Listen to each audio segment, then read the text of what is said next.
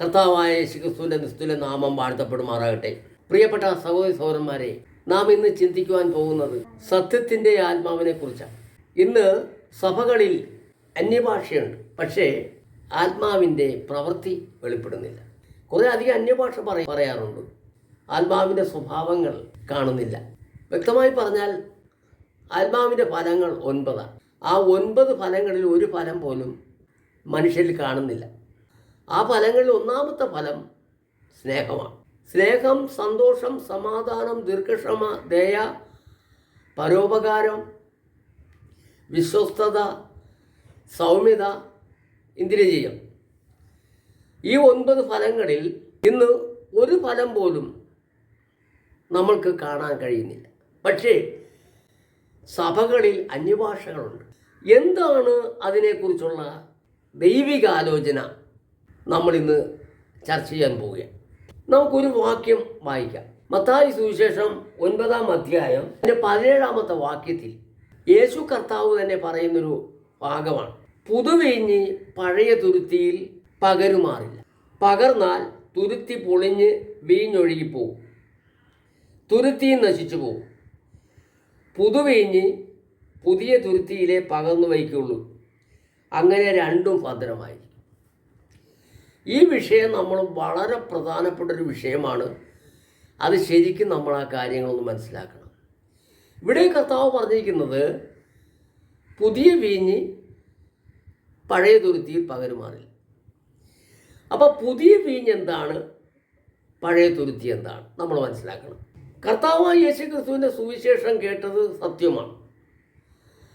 ആ സത്യസുവിശേഷം കേട്ട് വിശ്വാസത്തിൽ വന്ന വിശ്വാസികളായ ദൈവമക്കൾ 1900 വർഷങ്ങളായിട്ട് നടന്നുകൊണ്ടിരിക്കുന്നതായ ഉപദേശങ്ങളും ആചാരങ്ങളും അനുഷ്ഠാനങ്ങളും ആരാധനകളും എല്ലാം നമ്മൾ നോക്കിയാൽ 1-ാം നൂറ്റാണ്ടിൽ നടന്ന ആരാധന പോലെയോ അവിടെ നടന്ന ആചാരങ്ങളോ ഒന്നും ഇന്നില്ല. അന്ന് പഠിപ്പിച്ചുകൊണ്ടിരുന്ന ഉപദേശിച്ചുകൊണ്ടിരുന്ന ഉപദേശങ്ങളൊന്നും സഭയിൽ ഇന്ന് പറയുന്നില്ല. ഇന്ന് പറയുന്നത് മുഴുവനും സങ്കീർത്തനങ്ങളിൽ നിന്നും പഴയ നിയമങ്ങളിൽ നിന്നും പ്രവാചക പുസ്തകങ്ങളിൽ നിന്നും അബ്രഹാമിനെ കുറിച്ചും ജോസഫിനെ കുറിച്ചും ദാവീദിനെ കുറിച്ചും ശിംശോനെ കുറിച്ചും അങ്ങനെ പഴയ നിയമത്തിലുള്ള പ്രധാനപ്പെട്ട കാര്യങ്ങൾ നമ്മൾ പറയാറുണ്ട്. ഇയ്യോബിനെ കുറിച്ച് പറയാറുണ്ട്. പക്ഷേ പുതിയ നിയമത്തിൽ നിന്ന് ഏതെങ്കിലും ഒരു വാക്യങ്ങൾ എടുക്കാറുണ്ട്. ഇതാണ് ഇന്നത്തെ സഭകൾ നടക്കുന്ന ശുശ്രൂഷകൾ. പക്ഷേ വ്യക്തമായി പറഞ്ഞാൽ അതല്ല. യേശു കർത്താവ് നമ്മളോട് പറയുന്നത് പഴയ തുരുത്തിയിൽ പുതിയ വീഞ്ഞ് പകരുമാറി. എന്താണ് ഈ പഴയ തുരുത്തി? ഈ സങ്കീർത്തനങ്ങളിൽ നിന്നും പഴയ നിയമങ്ങളിൽ നിന്നും പ്രവാചക പുസ്തകങ്ങളിൽ നിന്നൊക്കെ എല്ലാം കേട്ടുകൊണ്ടിരിക്കുന്നത് പഴയ നിയമമാണ്. ആ കേട്ടുകൊണ്ടിരിക്കുന്നത് ചെന്ന് വീഴുന്നതും നമ്മളിവിടെ സ്വീകരിക്കുന്നതൊക്കെ പഴയ തുരുത്തിയായി മാറുകയാണ്. പുതിയ തുരുത്തിയായിട്ടില്ല, പഴയ തുരുത്തിയാ. പുതിയ തുരുത്തിയായാൽ ഉറപ്പായിട്ടും പുതിയ വീഞ്ഞ് തന്നെ പകരും, സത്യത്തിൻ്റെ ആത്മാവിനെ തന്നെ പകരും. ഇന്ന് സത്യത്തിൻ്റെ ആത്മാവിനെ ദൈവം പകർന്നാൽ പോലും നമുക്ക് പുതിയ തുരുത്തിയില്ല.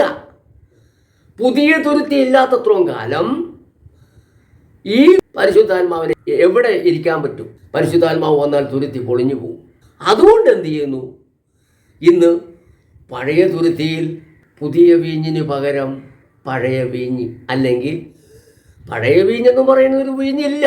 അപ്പോൾ പുതിയ വീഞ്ഞിന് പകരം ഇന്ന് നമ്മുടെ എല്ലാവരും, ഞാൻ മൊത്തത്തിലാണ് പറയുന്നത്, ഇന്നിരിക്കുന്നത് മുഴുവനും സത്യത്തിൻ്റെ ആത്മാവിരിക്കേണ്ട സ്ഥാനത്ത് സത്യത്തിൻ്റെ ആത്മാവിരുന്നില്ലെങ്കിൽ വേറൊരു ആത്മാവിരിക്കും. അപ്പോൾ സത്യത്തിൻ്റെ ആത്മാവിന് പകരം വേറൊരു ആത്മാവ് വരുന്ന ഏതാണ്? പോഷ്കിൻ്റെ ആത്മാവ്.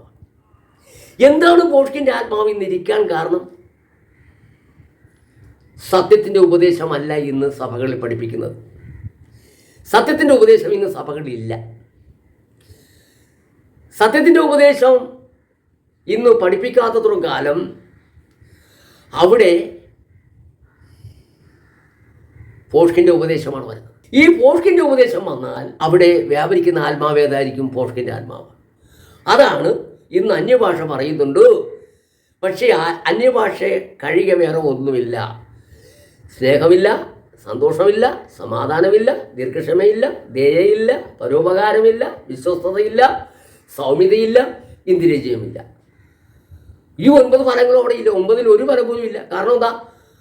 പഴയ ദുരിത്യമാണ്, പോഷ്കിൻ്റെ ആത്മാവുമാണ് വ്യാപരിക്കുന്നത്. പുതിയ ദുരിത്യം ആയിട്ടില്ല, ആകുന്നില്ല.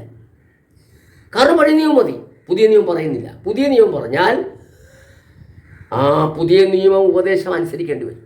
പഴയ നിയമം പറഞ്ഞാൽ ഈ ഇപ്പോഴത്തെ നിലയിൽ പോകാം, ആർക്കും ഒരു ബുദ്ധിമുട്ടില്ല. അതുകൊണ്ട് ശുശ്രൂഷിക്കുന്ന ശുശ്രൂഷകനും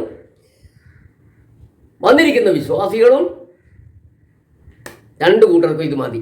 ഏത്? പഴയ നിയമം മതി. അപ്പോൾ അവർക്ക് സന്തോഷമായിട്ട്, അവർക്ക് വലിയ പ്രശ്നമില്ലാതെ മുന്നോട്ട് പോകാം. പക്ഷേ എങ്ങോട്ടാണ് പോകുന്നത്? പോകുന്നത് എവിടെയാണ്? യേശു കർത്താവ് പറഞ്ഞു, എൻ്റെ ഈ വചനങ്ങളെ കേട്ട് ചെയ്യുന്നവരെല്ലാം പാറമേൽ വീട് പണിത ബുദ്ധിയുള്ള മനുഷ്യനൊന്നുമില്ല. അപ്പോൾ എൻ്റെ ഈ വചനങ്ങളെ കേട്ട് ചെയ്തെങ്കിൽ മാത്രമേ സ്വർഗരാജ്യ പ്രവേശനം കിട്ടത്തുള്ളൂ. കാരണം എന്താ? ഞാൻ തന്നെ വഴിയും സത്യവും ജീവനുമാവും. ഞാൻ മുഖാന്തരമല്ലാതെ ആരും പിതാവിൻ്റെ അടുക്കൽ എത്തുന്നില്ല. ഇവിടെ വ്യക്തമായി പറഞ്ഞാൽ 3.5 വർഷം കർത്താവ് ഭൂമിയിൽ വന്നിട്ട്, അല്ലെങ്കിൽ 30-ാമത്തെ വയസ്സ് മുതൽ 3.5 വർഷക്കാലം കർത്താവ് പഠിപ്പിച്ചെന്താ? യഹൂദന്മാരാ, ന്യായപ്രമാണത്തിന് കീഴിലുള്ളവരാ, ഇസ്രായേലരാ, അവരോട് കർത്താവ് പറഞ്ഞത് എന്നാണ്? 3.5 വർഷം അവരോട് പറഞ്ഞെന്തായിരുന്നു? ദൈവരാജ്യത്തിൻ്റെ മർമ്മങ്ങൾ, ദൈവരാജ്യത്തിൻ്റെ സുവിശേഷമാണ് അവരോട് പറഞ്ഞത്. ഇന്ന് ദൈവരാജ്യത്തിൻ്റെ സുവിശേഷം എവിടെ പഠിപ്പിക്കുന്നുണ്ട്? പഠിപ്പിക്കുന്നില്ല. ദൈവരാജ്യം എന്ന് പറയാൻ പോലും ആർക്കും കഴിയില്ല. അപ്പോൾ സുവിശേഷം ചിലപ്പോൾ പറയുന്നുണ്ടായിരിക്കാം, സുവിശേഷം കേൾക്കുന്നുണ്ടായിരിക്കാം. പക്ഷെ വിശ്വസിച്ച് വന്നവരോട് ആ സുവിശേഷത്തിൽ നിലനിൽക്കാൻ പഠിപ്പിക്കുന്നുണ്ടോ? അതിനു പകരം സങ്കീർത്തനവും പഴയ നിയമവും ആയിട്ടും അങ്ങനെ പോകുകയില്ലേ? എങ്ങനെ നമുക്ക് സത്യത്തിൻ്റെ ആത്മാവിനെ പ്രാപിക്കാൻ പറ്റും? സത്യത്തിൻ്റെ ആത്മാവിനെ പ്രാപിക്കണമെങ്കിൽ പ്രിയപ്പെട്ട സഹോദരന്മാരെ, നമ്മുടെ സഭകളിൽ ശുശ്രൂഷിക്കുന്ന ശുശ്രൂഷകന്മാർ പുതിയ നിയമത്തിൻ്റെ വക്താക്കളാകണം. കാരണം എന്താണ്? എനിക്ക് പറയാനുള്ള കാരണമുണ്ട്. യഹൂദനായ വിശുദ്ധ അപ്പോസ്തലനായ പൗലോസ്, ആ യഹൂദനായ പൗലോസ് അപ്പോസ്തലൻ ആകുന്നതിന് മുമ്പ് ഗമാലിൻ്റെ കാൽക്കലിൽ ന്യായപ്രമാണം മുഴുവനും പഠിച്ചൊരു വ്യക്തിയാണ്. ആ വ്യക്തിയെ കർത്താവ് വിളിച്ച് വേർതിരിച്ച് കഴിഞ്ഞപ്പോൾ അദ്ദേഹം പിന്നെ എന്താ പറയുന്നത്? അദ്ദേഹം പറയുന്നത് ആ ന്യായപ്രമാണത്തിൻ്റെ നീതി ഒന്നും പറയാതെ കർത്താവായ യേശുക്രിസ്തു പറഞ്ഞു കൊടുത്തത് മാത്രം കേട്ടു പഠിച്ച് കർത്താവിൽ നിന്ന് പ്രാപിച്ചിട്ട് പറയുന്നൊരു വിഷയമുണ്ട് അവിടെ. 2 കൊരിന്ത്യർ 3-ാം അധ്യായത്തിൽ പറയുന്നുണ്ട്, അവൻ ഞങ്ങളെ കണ്ടോ പുതുനിയമത്തിൻ്റെ ശുശ്രൂഷകന്മാരാകുവാൻ പ്രാപ്തരാക്കി. മലയാളം ബൈബിളിലാണ് ഞാൻ പറയുന്നത്. മലയാളം ബൈബിളിൽ നിന്ന് എടുത്താണ് ഞാൻ പറയുന്നത്. അവൻ ഞങ്ങളെ പുതുനിയമത്തിൻ്റെ ശുശ്രൂഷകന്മാരാകുവാൻ പ്രാപ്തരാക്കി.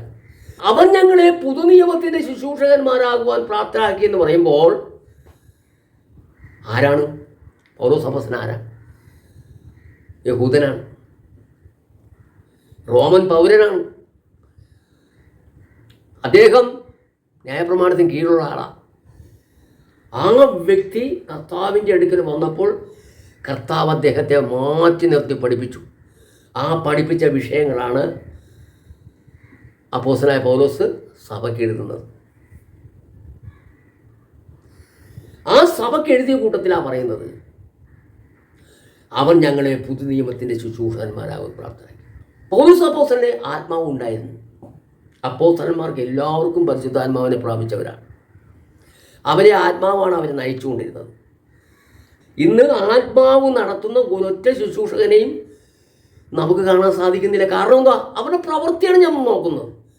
അവരെ കാണുമ്പോൾ നമ്മൾ ചിലപ്പോൾ അവർ നല്ല ആത്മീയരാണെന്ന് തോന്നും. അവരുടെ ഇടപെടലൊക്കെ കാണുമ്പോൾ ചിലപ്പോൾ തോന്നുമായിരിക്കും. പക്ഷേ അവരുടെ പ്രവൃത്തിയുണ്ട്. പ്രവൃത്തി എന്താ? കർത്താവ് നമ്മൾ ഓരോരുത്തരും തിരഞ്ഞെടുത്തിരിക്കുന്നത് കർത്താവ് കൽപ്പിച്ചതൊക്കെയും പ്രമാണിക്കുവാൻ തക്കവണ്ണം ഉപദേശിക്കണമെന്നാണ്.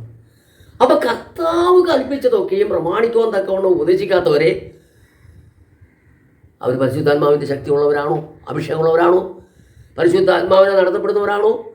പരിശുദ്ധാത്മാവിനാൽ നടത്തപ്പെടുന്നവരാണെങ്കിൽ എന്തുകൊണ്ട് കർത്താവായ യേശു ക്രിസ്തുവിന് വിരോധമായി പ്രവർത്തിക്കുന്നു? അപ്പോസ്തലന്മാർക്ക് വിരോധമായി പ്രവർത്തിക്കുന്നു? അപ്പം അതുകൊണ്ട് ആ ശുശ്രൂഷ ശരിയല്ല. അത് പോഷ്കിൻ്റെ ആത്മാവാണ്. കാരണം പോഷ്കിൻ്റെ ആത്മാവ് വരാൻ കാരണം എന്താണ്? പോഷ്ക് ഉപദേശിച്ചു കൊടുത്തു. അങ്ങനെ പോഷ്കിൻ്റെ ആത്മാവായി. പ്രിയപ്പെട്ടവരെ, നമ്മളൊന്ന് മനസ്സിലാക്കണം. അതുകൊണ്ട് കർത്താവായ യേശു പറയുന്നു, പുതിയ വീഞ്ഞ് പഴയ തുരുത്തിൽ പകരുമാറില്ല. പഴയ തുരുത്തിയിൽ പുതിയ വീഞ്ഞ് പകരുമാറില്ല. പകർന്നാൽ തുരുത്തി പൊളിഞ്ഞു പോകും. പുതിയ തുരുത്തിയിലാണ് പുതിയ വീഞ്ഞ് പകരുന്നത്. അപ്പോൾ സത്യത്തിൻ്റെ ആത്മാവിനെ നമുക്ക് പ്രാപിക്കണമെന്നുണ്ടെങ്കിൽ നമ്മളൊരു പുതിയ തുരുത്തിയായി മാറണം. പുതിയ തുരുത്തിയായി മാറണമെന്നുണ്ടെങ്കിൽ പുതിയ നിയമം വായിച്ചു പഠിക്കണം, പുതിയ നിയമം കേൾക്കണം, പുതിയ നിയമം പ്രസംഗിക്കണം, പുതിയ നിയമം അനുസരിച്ച് നമ്മൾ ജീവിക്കണം. ആ പുതിയ നിയമം അനുസരിച്ച് നമ്മൾ ജീവിക്കുകയാണെങ്കിൽ, അതനുസരിച്ചുള്ള ഒരു കൂട്ടായ്മയാണ് പോകുന്നുണ്ടെങ്കിൽ, ഇന്ന് കാണുന്ന സങ്കീർത്തന വായനയോ പഴയ നിയമത്തിൽ നിന്നുള്ള പ്രസംഗമോ ഉച്ചക്ക് 12 മണിക്ക് തിരുവത്താഴം എടുക്കലും 12 മണിക്കുമായിട്ട് സഭായോഗം നിർത്തുകയും ഇങ്ങനെ ഒന്നും നടക്കത്തില്ല. അതുകൊണ്ട് പ്രിയപ്പെട്ടവരെ, നാം ഒന്നും മനസ്സിലാക്കുക, കർത്താവിൻ്റെ വരവ് എത്ര ആസന്നമായി.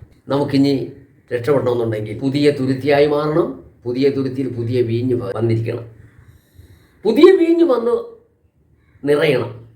എങ്കിൽ മാത്രമേ നമുക്ക് നിത്യതയിൽ പ്രവേശിക്കാൻ പറ്റൂ.